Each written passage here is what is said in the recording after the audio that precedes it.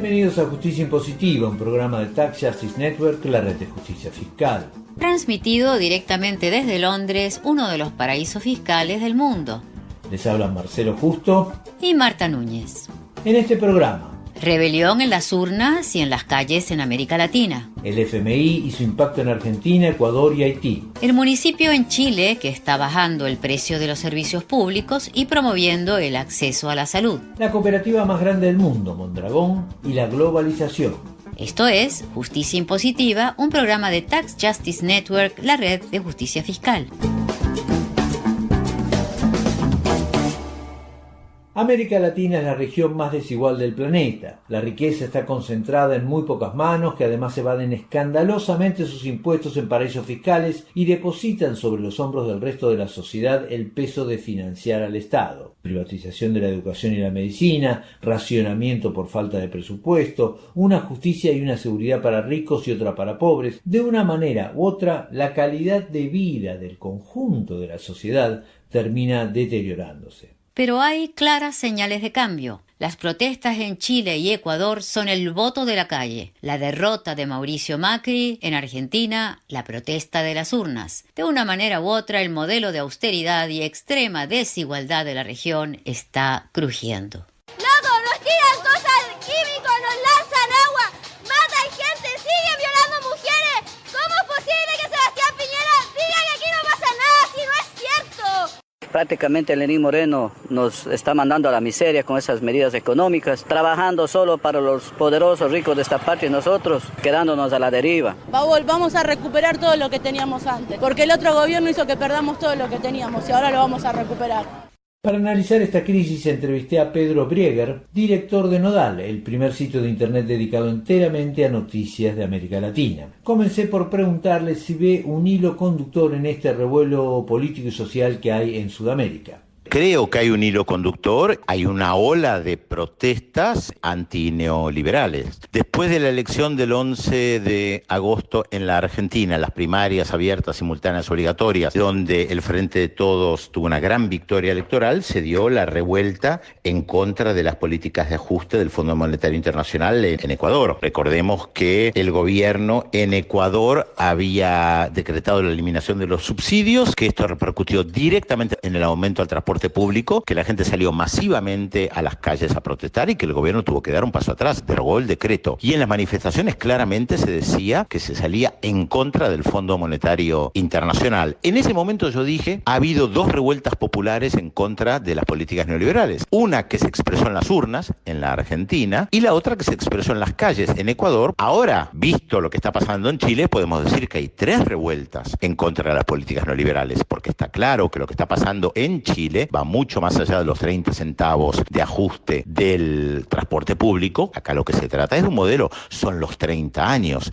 Ahora, Pedro, tenemos por un lado este rechazo al modelo neoliberal y por otro lado tenemos el golpe de Estado contra Evo Morales en Bolivia. ¿Cómo habría que caracterizar entonces la situación?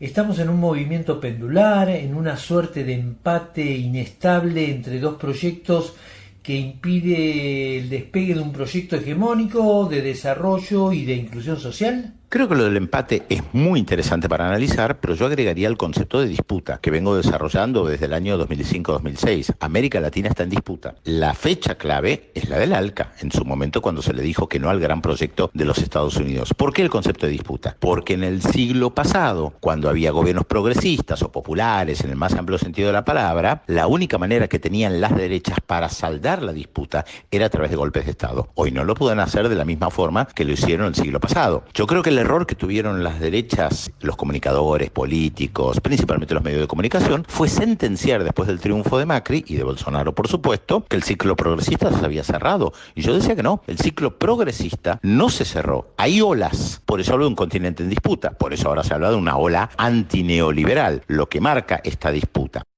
Analicemos algunos casos particulares, Perú, Colombia y Paraguay. ¿Cómo los caracterizarías? Son realidades muy diferentes, habría que analizar cada caso en particular. Perú tiene una crisis institucional y política muy profunda. Los últimos 5 presidentes elegidos democráticamente están involucrados en casos de corrupción, estuvieron presos y uno incluso se suicidó, Alan García, lo que te marca un problema muy serio, y una izquierda interesante que tuvo una gran votación como tercera fuerza y casi, con Verónica Mendoza, entra al balotaje en las últimas elecciones. En el caso de Colombia también vemos el crecimiento de la izquierda con Gustavo Petro, que también casi entra al balotaje, y en las últimas elecciones regionales del 27 de octubre se considera que el uribismo fue el gran derrotado. Y el caso de Paraguay es muy particular porque Fernando Lugo fue una excepción, pero creo que además Colombia, por la historia de la FARC y la guerra y el narcotráfico, es realmente un país aparte, pero donde también se aplican políticas neoliberales en lo económico.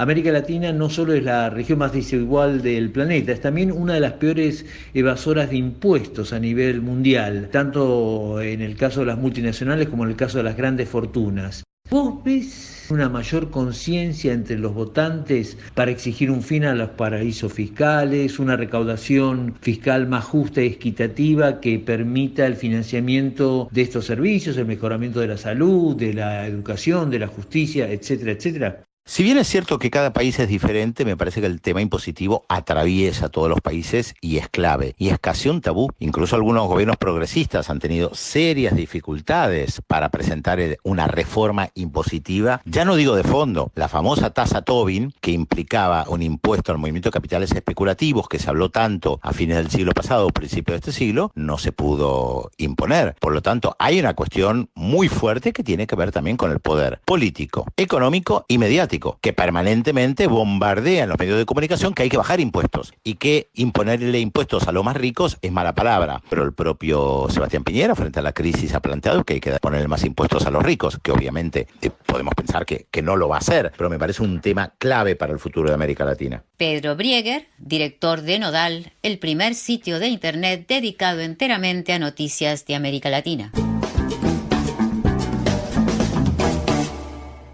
El Fondo Monetario Internacional ha vuelto a ocupar un lugar central en las crisis de varios países de América Latina. El fondo asegura que ya no es el mismo que en los años 80 y 90, que imponía fuertes ajustes como condición para sus préstamos sin tener en cuenta el impacto social y político que tenían. Hoy tenemos 3 crisis directamente vinculadas a una intervención o acuerdo con el FMI: Argentina, Ecuador y Haití.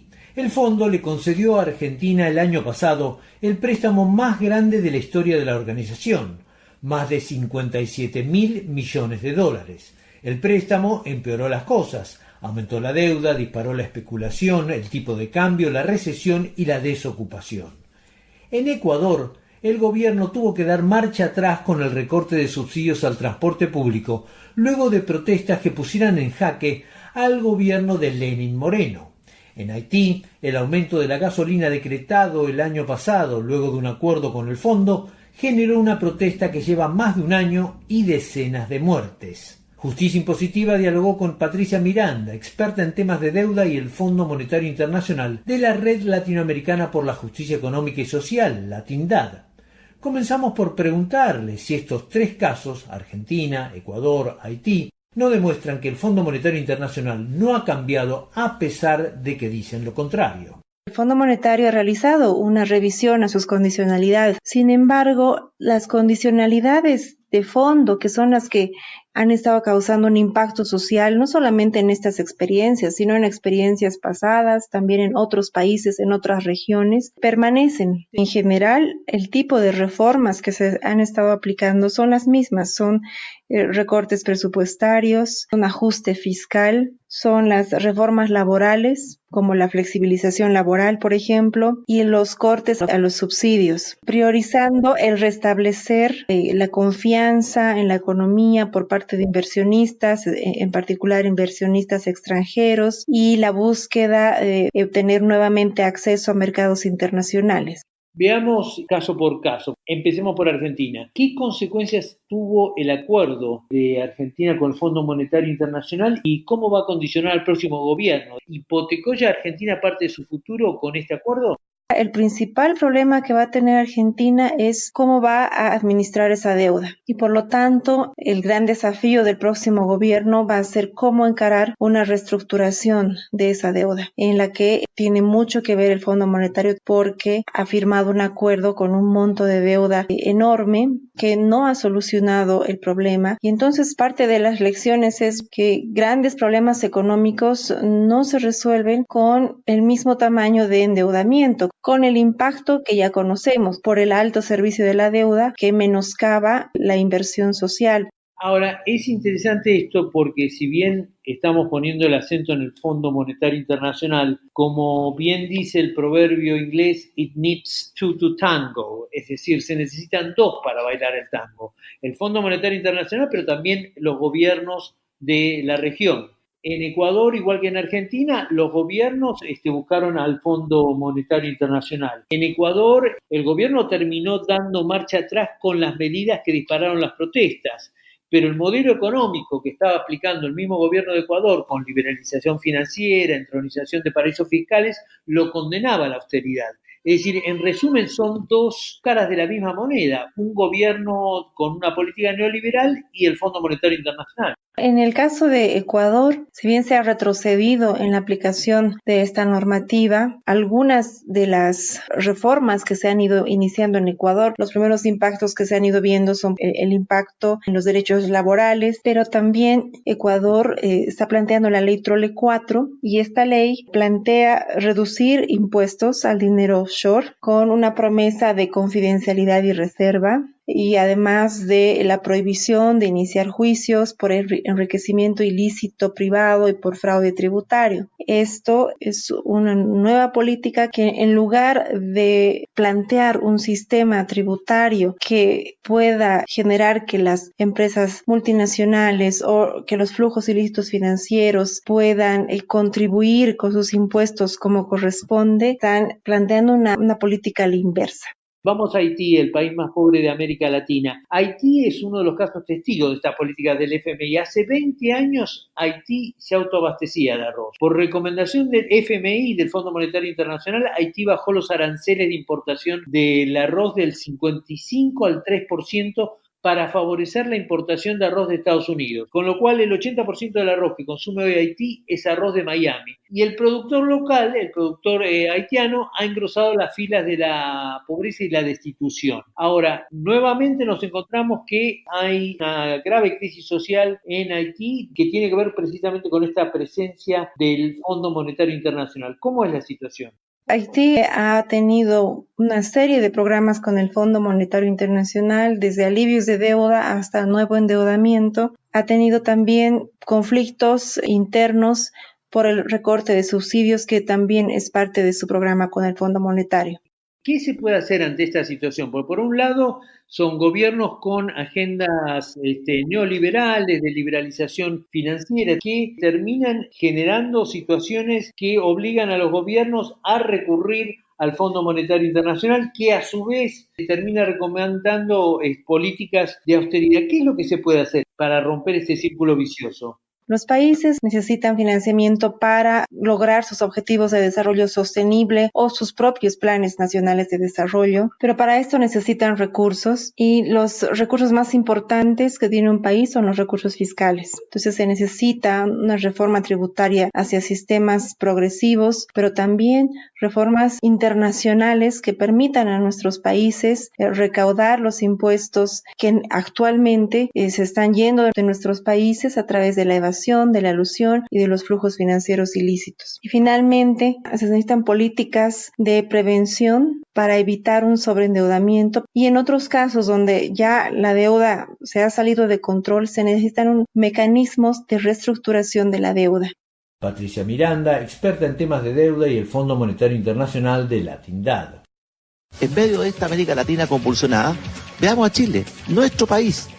es un verdadero oasis. Hasta las protestas de octubre, Chile era el modelo, el milagro, el ejemplo de que siguiendo políticas neoliberales se podía crecer de manera sostenida, como decía acá el presidente Sebastián Piñera. Con las protestas, esa ilusión estalló en 1000 pedazos. Este fue el comentario que una estudiante chilena subió a YouTube. ¿No lo vieron venir? Cuando estuvimos años en la calle protestando, exigiendo una mejor pensión para nuestra gente, ¿no lo vieron venir? Cuando estuvimos años protestando en la calle por un mejor acceso a la educación, ¿no lo vieron venir? Cuando estuvimos años en la calle protestando por un mejor sistema de transporte, ¿no lo vieron venir? Mentira. Con la manifestación perdieron legitimidad no solo el gobierno, sino el modelo mismo. Ahora el tema es la búsqueda de alternativas. En esta búsqueda de alternativas, un límite es la constitución neoliberal que rige Chile, herencia de la dictadura de Pinochet. La preeminencia y libertad de acción que da al mercado y las limitaciones que impone a la intervención estatal condicionan el margen de maniobra para un cambio. En este contexto, el municipio de La Recoleta, en la región metropolitana de la capital Santiago, está buscando un camino para que sus habitantes tengan una electricidad más barata, medicamentos accesibles, servicios sociales, un programa de viviendas y hasta libros al alcance de todos. Justicia Impositiva dialogó con el alcalde de La Recoleta, Daniel Jadwe, antes de las manifestaciones de octubre. Jadwe comenzó explicando la filosofía que guía la política municipal. Es un modelo de gestión cuyo objetivo es, en síntesis, abaratar y simplificar la vida de las personas, interviniendo y corrigiendo el pésimo funcionamiento del mercado. ¿Cómo está funcionando esto en el tema de la electricidad, por ejemplo? Es el último de los proyectos que está en proceso de maduración. Efectivamente, hemos hecho inversiones para poner plantas fotovoltaicas en todos los edificios públicos dentro de un plan de soberanía energética que nos ha permitido reducir la cuenta de la luz pública. Y esto nos ha permitido avanzar en iluminar zonas de la comuna que no estaban correctamente iluminadas y que generaban inseguridad. Pero al mismo tiempo estamos desarrollando un proyecto de soberanía energética que nos va a permitir desconectar algunos edificios de la comuna del sistema de generación eléctrica, convirtiéndolo en absolutamente autónomo. Y luego, en un segundo paso, entregar la posibilidad que esto mismo se lleve a las viviendas particulares. ¿Cómo es el mercado de la electricidad en Chile para que ustedes necesiten intervenir en él y cuál es el objetivo final? Bueno, hay que partir entendiendo que tenemos una de las energías más caras del planeta y que es un oligopolio y que genera distorsiones propias como que a los clientes que están cautivos les cobra mucho más caro que a los clientes que están, entre comillas, liberados y que pueden ellos mismos definir a quién le compran la electricidad. Además, hay una ley tremendamente beneficiosa para las empresas y que siempre daña al consumidor. Eso nos ha llevado a pensar, además, en un país en donde no hay la respuesta que hay en las otras sociedades y en donde suben todos los meses las cuentas de los diferentes servicios básicos, creemos que una forma de abaratar y simplificar la vida es atendiendo a estos servicios básicos que se están encareciendo de manera significativa en el costo de la vida cotidiana en Chile y que generan más pobreza para los sectores populares. Usted me dijo que este es el último plan que han comenzado a implementar. ¿Cuál fue el primer plan y el que tiene más duración y el que pueden evaluar de manera más acabada? Las farmacias populares y las escuelas abiertas, ¿no? Que han entregado el servicio de abaratar los medicamentos, pero además acercarlos, puesto que en una comuna de 16,6 kilómetros cuadrados y 162.000 habitantes, habían solo 2 farmacias y que además vendían con un sobrecosto de a veces 1000% los medicamentos. En ese contexto creamos una farmacia popular que logró reducir los valores entre un 70 y un 90% respecto de los valores del mercado, y este modelo que nació en Recoleta terminó siendo replicado en casi el 50% del país por todos los gobiernos locales de distintos signos. Eso después se extendió a una óptica popular. En toda la comuna no había ninguna óptica. Surgió luego una librería popular, que también nosotros tenemos los lentes y los libros más caros del continente, y hoy día acá los libros están al 50% del valor que habitualmente se encuentran en el mercado. Tenemos hoy día un sistema de producción de audífonos populares que están a un 15% del valor del mercado para las personas que tienen problemas de audición, y además un conjunto de asistencias técnicas como camas clínicas, sillas de ruedas, bastones y una serie de otras ayudas técnicas para personas con movilidad reducida o con problemas de postración. Según tengo entendido, ustedes también están aplicando este modelo al mercado inmobiliario. Así es, estamos terminando de construir la primera inmobiliaria popular del país. Estas son las primeras 38 viviendas de carácter público. Esto yo sé que en el resto del mundo no es una innovación, no, pero acá en Chile, que está sobreideologizado desde el neoliberalismo, nunca el Estado había producido viviendas para sí con el objetivo de intervenir el mercado abusivo del arriendo, cobrando solo valores de arriendo que además son flexibles y que están referidos al ingreso familiar, no pagando nunca a la persona más del 25% de su ingreso familiar en arriendo. ¿Qué impacto fiscal tiene esta política? O, en otras palabras, ¿cómo se financia todo esto? A ver, se financia con una política de responsabilidad fiscal bastante fuerte. Antes de nosotros, yo soy militante del Partido Comunista, acá gobernó la extrema derecha y este municipio fue entregado a nosotros con una deuda de más de 5.000 millones de pesos. Hoy día esa deuda se ha bajado a la mitad, además estamos dentro de los 5 municipios más transparentes del país. Hemos recuperado patrimonio porque ellos lo habían vendido todo. Hoy día este municipio tiene casi 12.000 millones de pesos en patrimonio, en terreno, en edificios nuevos y por lo tanto no ha sido ni siquiera una preocupación.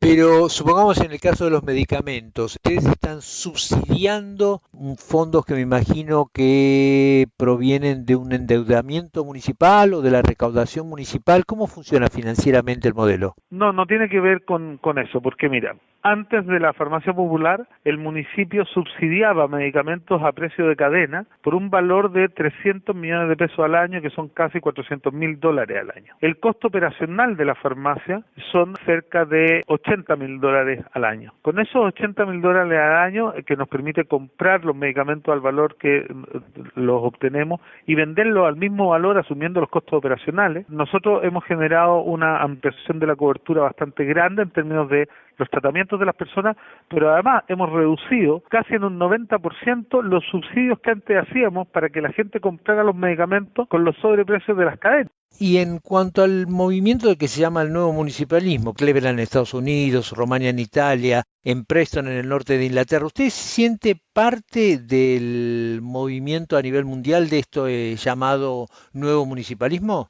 Sin duda, puesto que el nuevo municipalismo es parte de una historia de disputa entre el poder local y el poder central desde el mismo minuto de nacimiento del Estado Nacional como superestructura política del capitalismo. Cuando usted tiene un Estado Nacional que concentra todo el poder y que asume que los municipios son sencillamente los brazos del Estado para llevar las políticas que a ellos interesan, efectivamente se va generando un Estado centralista muy poco democrático y la pugna para hacer que el Estado central renuncia a una cuota cada vez más importante de poder para alojarla en el único lugar del aparato del Estado en donde la comunidad puede fiscalizar con mucho mayor cercanía el funcionamiento de sus instituciones, que son los gobiernos locales y los municipios, es algo que ha existido siempre y que hoy día, precisamente por el nivel extremo en donde el neoliberalismo ha tratado de reducir al Estado, vuelve a ser protagonista esta discusión. El alcalde de La Recoleta, Daniel Jadue. En el programa 39 de Justicia Impositiva, examinamos el mundo de las cooperativas y lo confrontamos con el de las multinacionales. En el programa 40 examinamos la cooperativa más grande del mundo, Mondragón, en el País Vasco. Mondragón está conformada por 98 cooperativas con más de 80.000 trabajadores y unos 12.000 millones de euros de facturación anual en España y el resto del mundo. Y la pregunta es, ¿cómo se practican los principios cooperativistas en una organización de estas dimensiones? Para que todo esto no termine en una burocracia infernal, cada una de las 98 cooperativas tiene amplia autonomía en su funcionamiento, siempre, por supuesto, respetando los principios y procedimientos del cooperativismo. Es un poco todos para uno y uno para todos, algo que exige reuniones mensuales entre las distintas cooperativas para analizar los resultados económicos de las distintas unidades y anticipar posibles problemas o necesidades. En caso de problemas en un sector, el conjunto de las cooperativas busca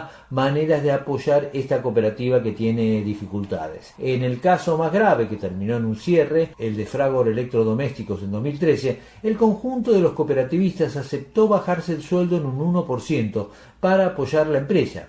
Y cuando se vio que esto no funcionaba, se decidió el cierre. Los que perdieron su empleo recibieron un 80% de sus salarios hasta que, luego de un proceso de 18 meses, porque se trataba de miles de trabajadores, todos terminaron siendo reubicados laboralmente en el interior del grupo. El financiamiento de Mondragón no es diferente del de una cooperativa más pequeña. Cada socio trabajador, cada socia o trabajadora hace un aporte una vez que es integrado o integrada en el grupo, luego de un proceso de evaluación que puede durar hasta 3 años. Los socios y las socias tienen un salario que en los niveles más bajos está por encima de lo que se paga en las empresas convencionales y en los niveles directivos por debajo. Los socios y las socias tienen una cuenta interna con los beneficios de la empresa. La consolidación del modelo Mondragón en el País Vasco es tal que los bancos aceptan estas cuentas internas de los socios para otorgarles créditos para la vivienda o el consumo. La corporación comienza en la zona de Mondragón, del País Vasco, en los duros tiempos del franquismo, pero en su formato moderno el grupo cooperativo Mondragón surge en los años 80, poco antes del ingreso de España a la Unión Europea. La globalización constituyó desde ya un gran desafío para este modelo autóctono y local que obligó a la compañía a salir del País Vasco e invertir en Europa y en otros países a nivel mundial. Hoy Mondragón tiene más de 100 subsidiarias en el mundo en desarrollo, desde Chile hasta Vietnam. Estas subsidiarias del grupo no siguen el modelo cooperativista. Le pregunté a Fred Freundlich, profesor de la Facultad de Empresariales de la Universidad de Mondragón, si esta manera de enfrentar los desafíos de la globalización no era una contradicción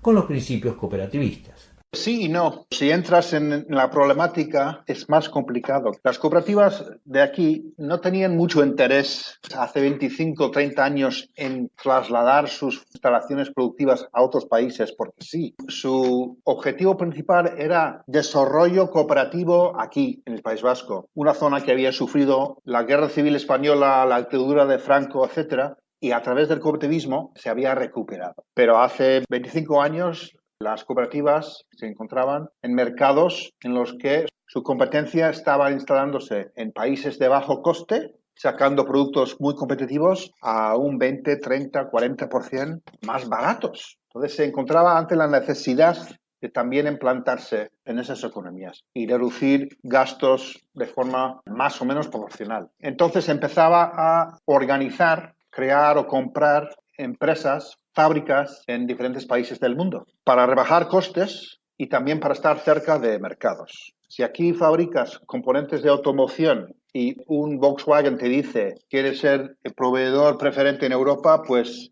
por favor monte una fábrica proveedora en Brasil en los próximos 24 meses. Dices que sí. Punto. No cuestionas la propuesta. Son las contradicciones de ser una isla cooperativa en un mundo capitalista. Entonces, bien, vamos a Brasil o vamos a México o a Vietnam o a otro país que no conocemos y empezamos a montar o entrar en una alianza para montar una fábrica filial en ese país. El reto empresarial, sin hablar de cooperativo, es enorme, con poca experiencia en la internacionalización, en los países en cuestión, mucho menos experiencia que la mayoría de nuestra competencia en esos mercados. La idea era entrar en esos mercados, empezar a fabricar sin perder grandes cantidades de dinero y ver la posibilidad de abordar principios cooperativos más tarde. ¿Por qué? En parte porque creas una filial y sabes que prácticamente en el 100% de los casos va a perder dinero en los primeros años. No es solo imposible convencer a trabajadores que aporten dinero, que entren en una cooperativa que saben que va a perder, es que es un sinsentido. El modelo en este momento dominante a nivel económico mundial es el modelo de las multinacionales. Ahora, por otro lado, sabemos que las cooperativas son Mondragón es la cooperativa más grande, pero no es la única, y por los datos que tenemos, la suma de las 300 cooperativas más grandes del mundo equivalen en patrimonio y actividad económica a la sexta economía más grande del planeta, es decir que hay una fuerza de las cooperativas a nivel mundial bastante grande, y un volumen bastante grande, ¿no?, a nivel de actividad cooperativa. Ahora, ¿en qué medida, si uno compara estos dos modelos, el modelo multinacional y el modelo cooperativo? El modelo multinacional parecería en un sentido más fácil de ejecutar, mucho menos complejo. Está el que da las órdenes, está el que las cumple, están los accionistas, y bueno, así la cosa funciona o no funciona de acuerdo a unos factores, ¿no? En cambio, el modelo cooperativista me parece como bastante más complejo. Si compara los dos modelos, se puede decir que hay una competencia, hay alguna posibilidad de que el modelo cooperativista realmente le haga competencia al modelo multinacional. Hay una complementariedad, son dos caras de la misma moneda. ¿Cómo ves esa relación?